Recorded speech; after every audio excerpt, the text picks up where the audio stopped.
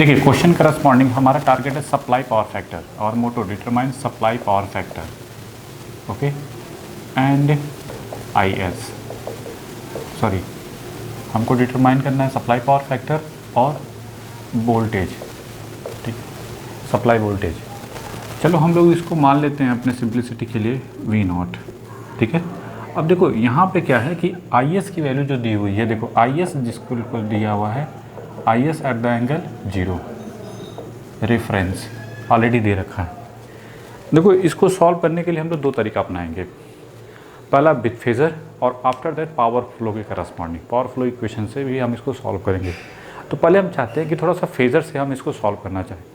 Generally हम लोग जो क्वेश्चन करते हैं उसमें हम लोग क्या करते हैं कि जो रिसीविंग एंड वोल्टेज होता है उसके करस्पॉन्डिंग जो वोल्टेज होता है उसको हम क्या लेके चलते थे, रेफरेंस वोल्टेज, और उसके करस्पॉन्डिंग सब ड्रॉ करके करते थे।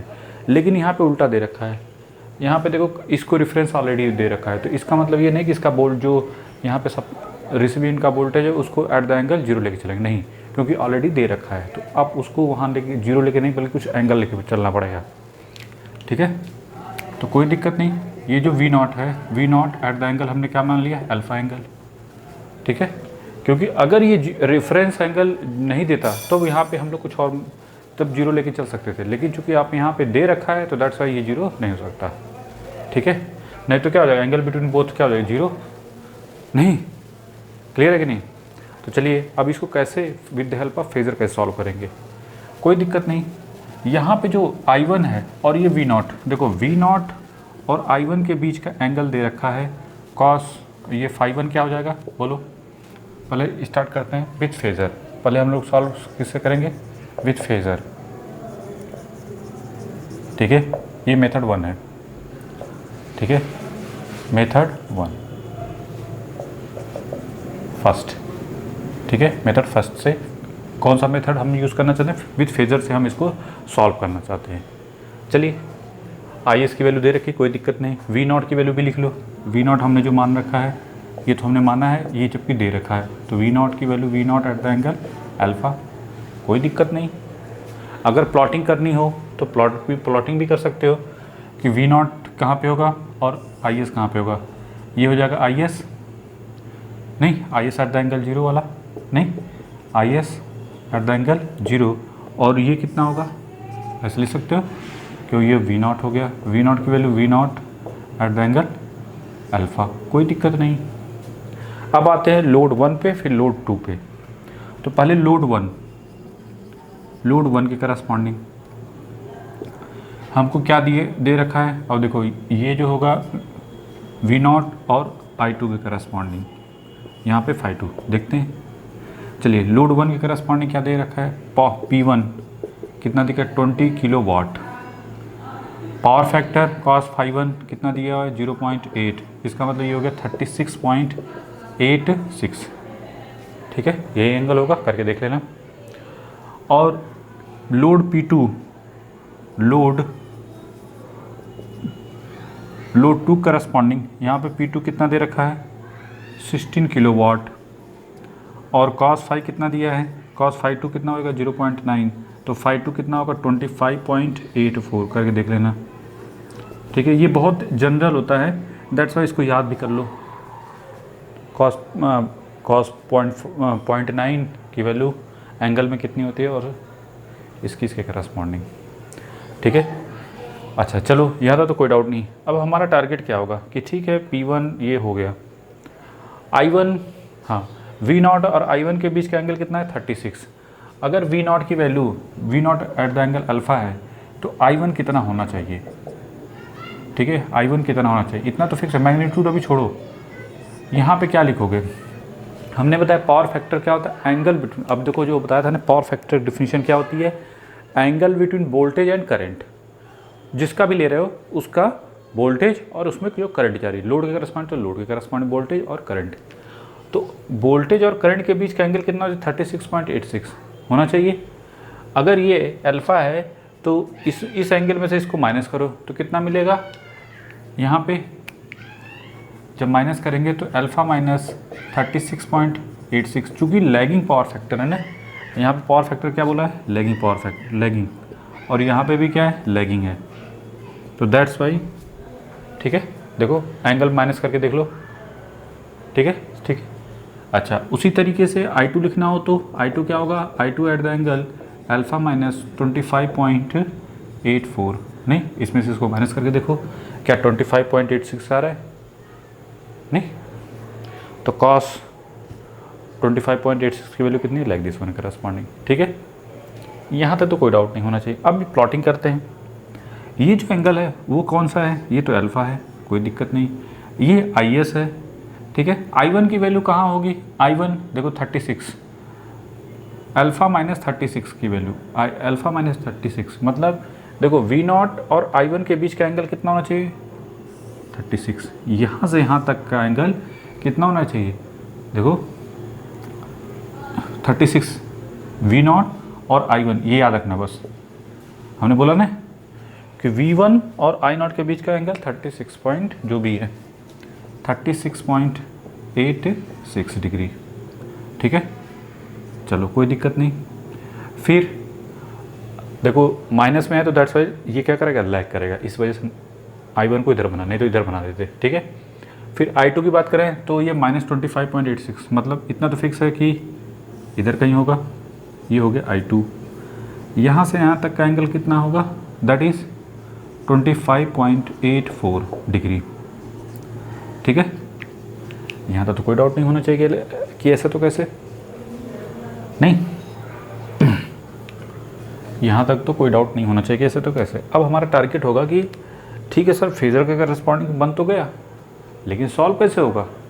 अच्छा, इन दोनों का जो रिजल्टेंट है वो कहीं यहाँ पे है, कोई दिक्कत नहीं, हमें नहीं पता कि ये I1 इधर है क्या है, ये I1 इधर होगा कि I2 किधर होगा, ठीक है, हमें नहीं पता, हमने बस रेंडमली ऐसे बना दिया, ठीक है। तो अब क्या करो, कुछ नहीं, देखो सिंपल सी बात है, अगर हम ऐसे प्लॉट करो यहाँ से 90 डिग्री पे, ठीक है। अब यहाँ पे इसका इस साइड में कंपोनेंट, इसका भी इस साइड में कंपोनेंट, तीनों का इस साइड में कंपोनेंट निकालो, जो रिजल्टेंट है वो क्या हो लिखोगे ऐसे, IS यहाँ से कैसे कितना एंगल है, IS कॉस अल्फ़ा दिस भी equal to IS cos alpha this भी equal to I1 corresponding I1 cos, नहीं रिजल्टेंट होगा ना, I1 कॉस 36.86 का प्लस I2 कॉस, हमें अल्फ़ा नहीं पता कितना है ना, तो ऐसे जिस वजह से ऐसे बना दो, कोई दिक्कत नहीं, ठीक है। यहाँ से एक इक्वेशन बनेगा, कोई दिक्कत नहीं, नहीं। IS की वैल्यू हमको मैग्नीट्यूड वाइज दे रखी है, कितनी है 6 है, तो यहाँ पे 6 लिख दो, कोई दिक्कत नहीं। अच्छा, यहाँ से हम कुछ नहीं, हम लोग कुछ निकाल सकते थे, देखो P1 की वैल्यू की बात करें तो V0 I1 इंटू कॉस 5 और 5 की वैल्यू कितनी है 36.86, तो I1 की value I1 cos 36.86 this equal to P1 मतलब 16 कितना है जी 20 इंटू 10⁻³ डिवाइड बाई V0 कर सकते हो, नहीं, तो ये 6 कॉस अल्फ़ा दिस भी equal to 20 into 10⁻³ divide by V0, ठीक है, इंटू कॉस ये जो भी है, अच्छा ये तो I0 कॉस 36 पॉइंट समथिंग की वैल्यू हो गई। उसी तरीके से जब P2 में बात करें तो I2 कॉस 25.84 दिस भी इक्वल टू क्या मिलेगा 16 इंटू 10⁻³ डिवाइड बाई V0, नहीं, तो ये मिलेगा 16 इंटू 10⁻³ डिवाइड बाई V0, ये V0 कॉस अल्फ़ा दिस भी इक्वल टू क्या लिख सकते हैं, V0 कॉस अल्फ़ा दिस भी इक्वल टू, इन दोनों को ऐड कर दो, 36/6 करेंगे तो क्या हो जाएगा 6, नहीं देखो 20 और 16 36 इंटू 10⁻³ और बाई 6 से डिवीज़न कर दो तो कितना मिलेगा 6 इंटू 10⁻³ इक्वेशन नंबर 1 करके छोड़ दो, नहीं, सिंपल सी बात है। हम लोग क्या करते थे, एक वर्टिकल कंपोनेंट और एक हॉरिजॉन्टल कंपोनेंट लेते थे, रिजल्टेंट तो यही है ना, ये जो रिजल्टेंट है वही इन दोनों का जो इसका भी वर्टिकल कंपोनेंट में, इसका भी वर्टिकल कंपोनेंट में, इन दोनों का सम किसके करस्पॉन्डिंग होगा, आई एस कॉस देखो अल्फ़ा करस्पॉन्डिंग। क्लियर है, सिंपल सा है। यही कभी ऐसे दिया रहता है, नहीं याद है, कुछ ऐसे बना रहता है तो ज़्यादा, ये कुछ इस टाइप का, जैसे ये देखो, अगर इसको थोड़ा सा ऐसे करो तो ये हो गया आपका जो भी है I2, ये IS है, और यहाँ पे कहीं I1 है, बना दो ऐसे कुछ, ये I1 को ऊपर दिखा दो, ठीक है। बस यही चीज़ है, देखो समझो बस। I2 की वैल्यू कितनी है, देखो V0 के साथ कितना है जो भी है 25.84, यहाँ पे अल्फ़ा है, यहाँ पे हमें ये 36.86 है, कुछ इसी टाइप का है। तो नहीं करते थे एक वर्टिकल कंपोनेंट, तो वर्टिकल कंपोनेंट का मतलब ये जो रिजल्टेंट आएगा आई एस कॉस, ये हमने लिखा है वर्टिकल नहीं बल्कि हॉरिजॉन्टल लिखा है, सॉरी ये हॉरिजॉन्टल है, और हॉरिजॉन्टल कंपोनेंट है ना, सबको हॉरिजॉन्टल कंपोनेंट के करस्पॉन्डिंग। फिर इसके बाद अब वर्टिकल कंपोनेंट के करस्पॉन्डिंग, तो वर्टिकल कंपोनेंट में क्या मिलेगा, I S sine alpha this equal to I1 sine 36.86 plus I2 sine 25.84।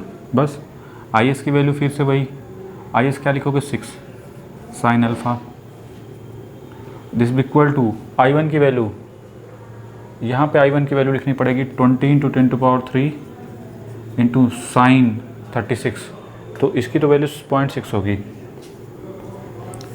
Divided by, अब यहाँ पे देखो I1 की वैल्यू लिखनी है ना, तो I1 की वैल्यू इसको भी इससे डिवीज़न करना पड़ेगा, मतलब 0.8 से, 0.8 इंटू V0 प्लस 16 × 10⁻³ इंटू यहाँ पे 0.6, नहीं अब यहाँ पे देखना पड़ेगा उसकी वैल्यू कितनी है, पहले तो 0.9 लिख दो, नहीं यहाँ पे कॉस 84 पॉइंट समथिंग की वैल्यू जो भी है 24 पॉइंट समथिंग की वैल्यू वो तो हो गई, लेकिन व्हाट अबाउट साइन, साइन 25.84 ये हो गया 0.48, तो ये है 0.48, ठीक है, 4 लिखना चाहो तो लिख सकते हो आगे भी, ठीक है, इंटू V0।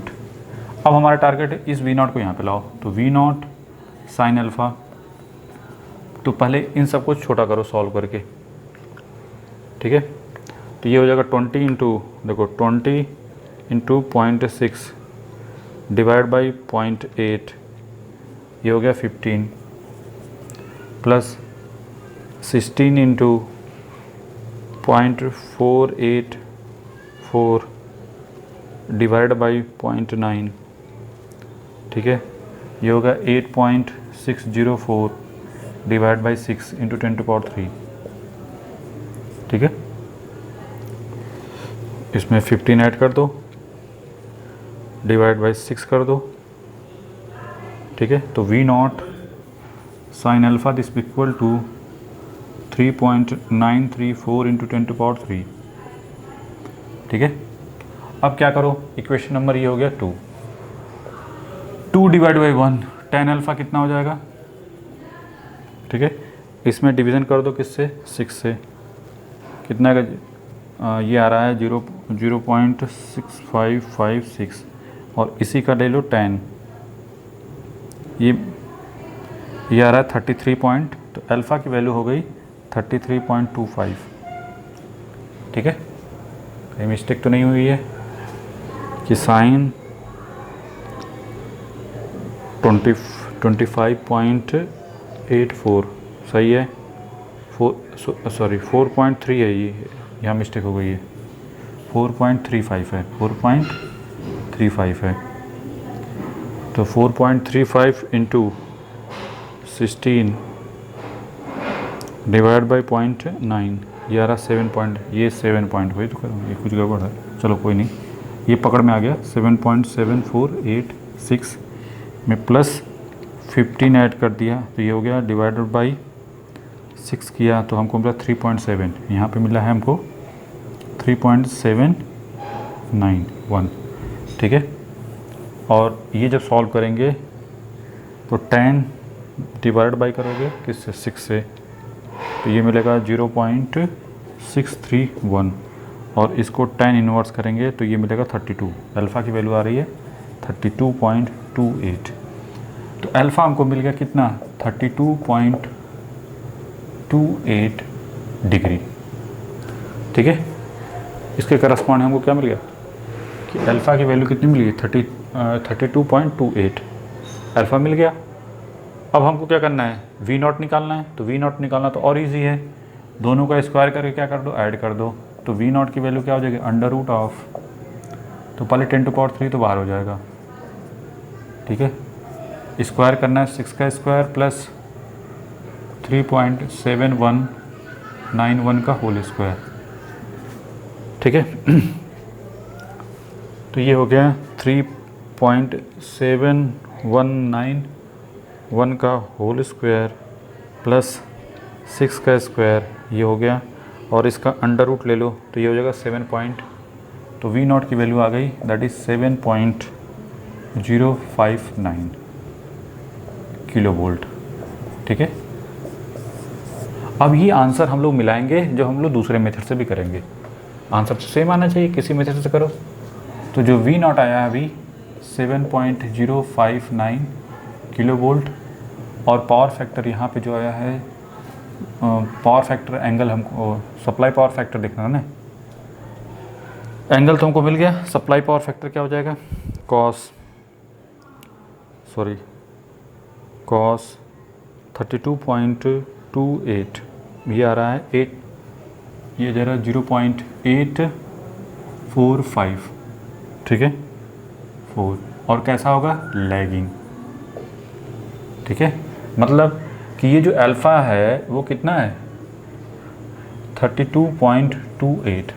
तो ये इसका मतलब ये हुआ कि I2 यहाँ नहीं बनेगा, कहाँ बनेगा, यहाँ बनेगा। ठीक है, एक्चुअल पोजीशन I2 कहाँ होगी, यहाँ कहीं होगी, तब ये होगा 25।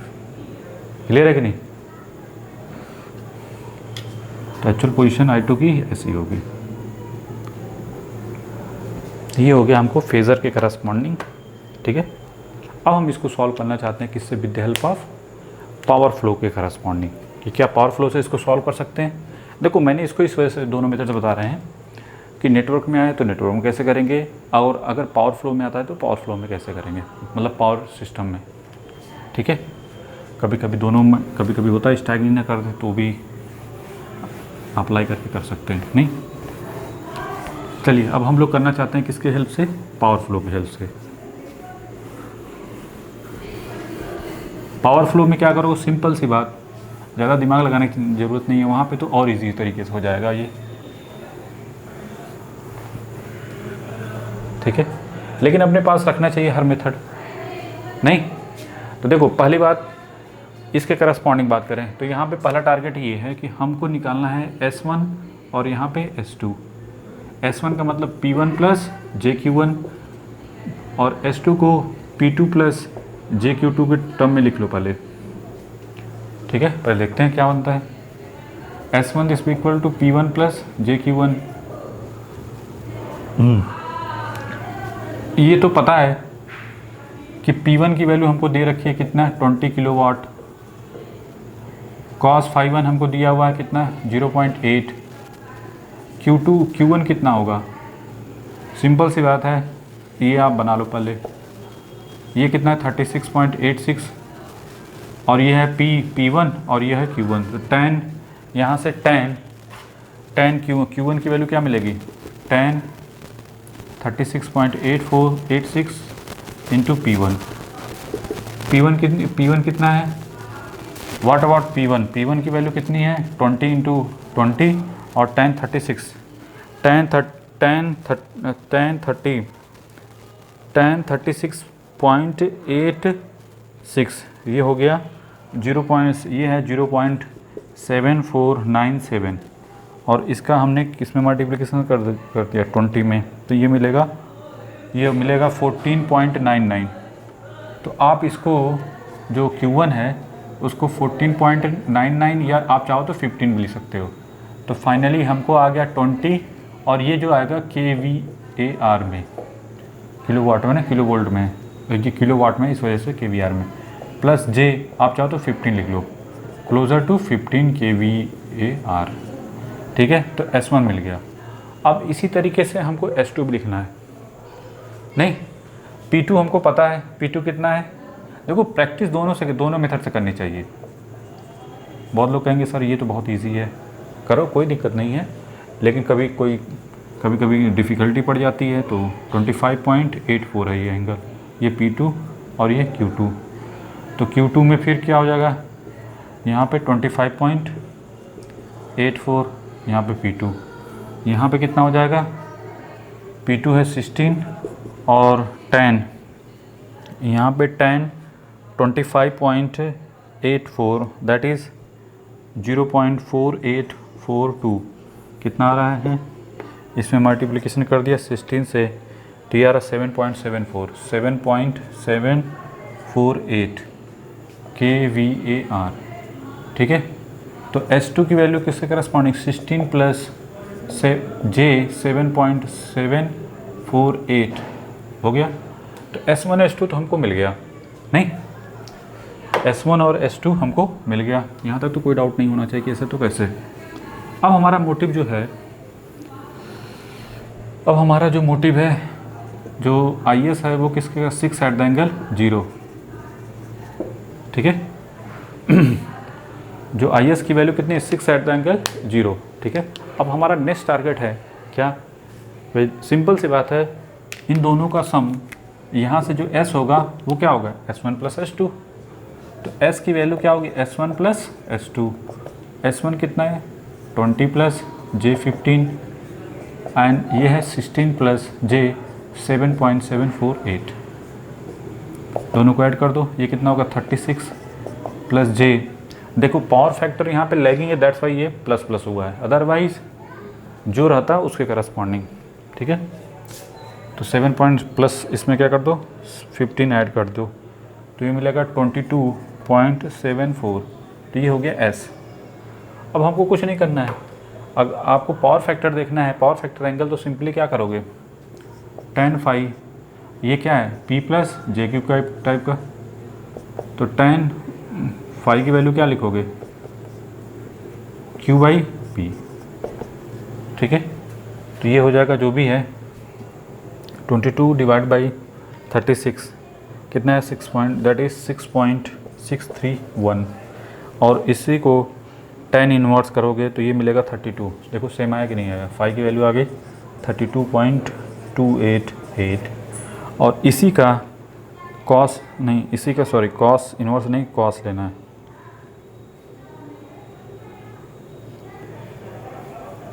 तो कॉस लोगे इसका, कॉस 32.288, तो ये मिला है दैट इज़ 0.453 नहीं, कॉस फाई की वैल्यू।